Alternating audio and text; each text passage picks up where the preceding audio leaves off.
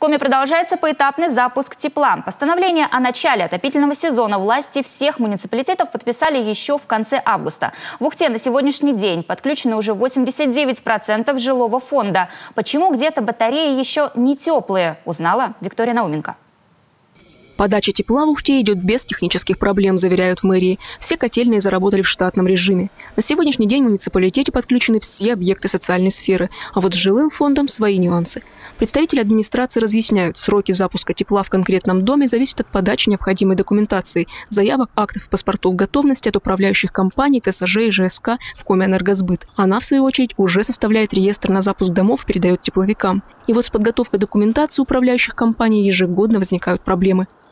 Нам на сегодняшний день ресурсоснабжающей организации нужен тот вкладыш, который именно с теплом связан.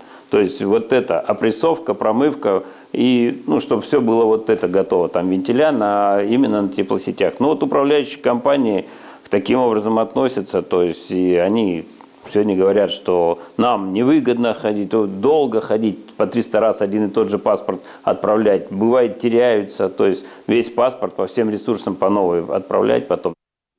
Иногда задержка запуска отопления в конкретном доме бывает из-за невозможности провести так называемое развоздушивание системы, проще говоря, спустить воздух из радиаторов. Некоторые жильцы в состоянии сделать это сами, а кому-то необходима помощь слесарей управляющих компаний. Дополнительные сложности возникают, когда в квартире, где необходима процедура развоздушивания, жилец отсутствует, и доступа специалисту тоже нет. Тут, как вы слышали, на Шудаяге дом запустился, а стояки не развоздушены. Но поймите, одни и те же слесаря, они подключают дом, им развоздушивать каждую квартиру, то есть по стоякам ходить. Им особо не, то есть они сперва подключают дома. За минувшие сутки в Ухте подключено более сотни домов. А кому не посчастливилось дождаться тепла, пускают в ход обогреватели и включенные газовые горелки. У нас вроде бы начали включать, и у меня в зале полностью батарея ледяная.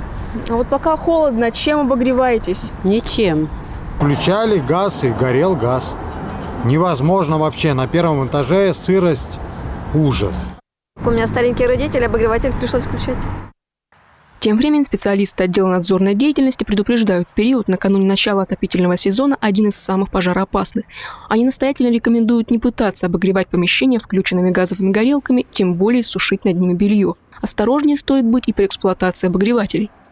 Обогреватели зачастую начинают включать в удлинители, которые не предназначены. Толщина жилы удлинителя, она не предназначена на такое мощное устройство, и оно начинает перегреваться. Проверяйте обязательно или включайте непосредственно в розетку свой обогреватель. Следите за их техническим состоянием, потому что у некоторых обогревателей очень старые, в скрутках, изоляция уже повреждена. Впрочем, как заверяют в мэрии, ждать теплых батарей в квартирах ухтинцам осталось недолго. В двухнедельный срок после выхода постановления о начале отопительного сезона тепло дадут во всех домах муниципалитета.